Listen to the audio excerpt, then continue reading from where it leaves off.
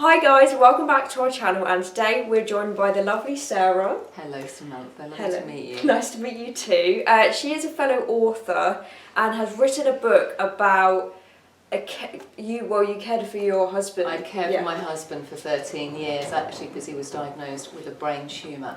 And so we got together, haven't we, to do some videos, which is wonderful, to promote our books and messages. Really important because there's a lot of us suffering. A lot of us are not living the lives that we'd like to, and there's lots of pointers and great help in both lots of books, actually. Yeah, so your lovely book's called Who Cares? And we just wanted to touch upon self-care for carers. Did you want to go first? Oh, I can do. So self-care is not selfish. Yeah. Okay, we're talking from a carer's point, for example. A majority of carers fall ill either mentally or physically, and why is that? It's because we're usually focusing on somebody else because they need our help, we need our support. And when my husband was diagnosed with a brain tumour, all my thoughts and my time were into him, that I forgot about myself, and I was actually suppressing my emotions, forgetting about myself, and I wasn't even checking in. I didn't even know how I was feeling. Carers don't even ask ourselves. We don't have time. We're too busy thinking about others, making sure they're okay. And with that, I felt mentally and physically unwell from that pure stress. And you can deal with a bit of stress, but when you're continuously stressed and you actually becomes comfortable, and of course you're not giving yourself that self-care and that self-love. It's, oh, don't worry about me. You can feel guilty actually going out and having a drink with your mates, but you need it. You need self-care. And I don't mean just like brushing your hair. I mean enriching your life, seeing your friends and giving yourself permission every day to do something for you. All of us need that. Feeling bad about going out when you mentally need that. You need that escapism. Oh, totally. I think coming out, obviously I had anorexia. I never looked at the carers. I was so entwined in myself. And coming out of it, I realised how much they went through. Yes. And how just as much difficult it was for them, and how I think Charlotte was amazing, my sister, but how you felt how my sister felt guilty for doing things for herself, or if I was alone, she'd want to come up to my room, and carers get lost, they get forgotten.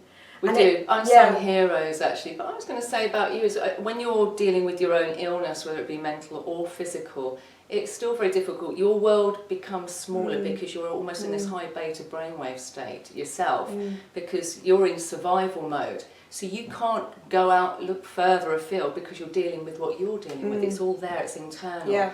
You can't see the wood for the trees yourself. That's why you need that care and that support. Yeah, it's so true, but I think carers, like I said, I looked over, and I wish that I realised that when I was ill. But then hindsight's a good thing, isn't it? But you're in your own world, you're in your own bubble, because you're dealing with what you're dealing with. Yeah. And it's hard because, you've kind of gone skew-if or whatever you want to call it, and then you're probably feeling guilty as well. Yeah, I think, to be honest, you're worried about that because you can see what's happening. Yeah. Not everybody does who falls ill, but some people will, don't realise that.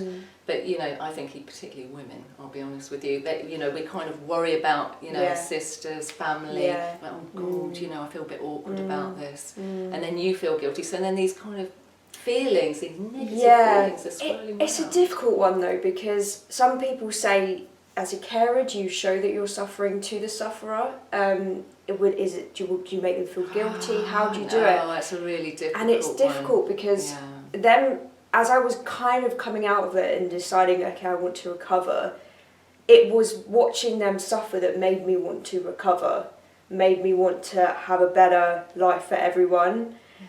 And I think if I hadn't have seen that, I wouldn't have seen that there was a problem, and I wouldn't have seen the byproducts of my problem. So it's hard, because I think if they hid it, I would have just been, everything's okay, it's not really a big deal. Yes. Whereas because I saw it, but it's different for everyone. It is. Actually, there's a chapter in the book, Communication is Key. And it is about vocalising. We need to be more honest and open, and actually there's one about drop the mask. Because we kind of like, we hide our feelings, all of us, and We need to be more honest, we need to be more open with each other, you know, and the trouble is, of course, it shows your vulnerability. Yeah. But in getting it out and just being honest and speaking and diplomatically, you know, this is how I feel, or if you do this, I feel guilty, I feel, you know, I'm struggling. Then we can move forward. But often we're all suppressing, we're all beating around the bush, and then suddenly it's like the elephant in the room, which is crazy. How did you come out of the cycle of it? Was it when he passed away? Did you realise what you'd been through, or? No, I fell ill. Well, it'd been going for a long time because I've been caring for a long time, and I've been suppressing. It was, what happened for me was when you're highly stressed all the time, it depletes your immune system. So I ended up with this really nasty chest infection. I ended up with MRSA infection in both ears because I'd been to the hospital and you know, with Neil, so I'd caught that with him. And that was it. I was just getting worse. And I ended up ringing the hospice nurse and I said, Jenny, I don't know what to do. I've given up drinking, I can't socialise, I can't run anymore, and now I'm getting worse. And she said, I've been expecting this call. And with that, Neil went in for emergency respite into a hospice, and then I went on a silent retreat, and then which was hard. It wasn't easy. It's not good. They said even, you know, if you've got mental health problems of any sort, you know, it might not be the best place. But for me, it was. I needed a complete break, stillness, peace, and with that, I realised things came up. My body kind of purged actually. And at the end of it, after 5 days, I felt completely different. Wow. And I actually jotted down on that last day what I needed to do when I got home. Really important. Wow. So that's why we need breaks from each other. To getting into the outside space helps you deal with the inside space. And give yourself time to get out, just relax, get away from everything, because then you can start to see clearly. Yeah.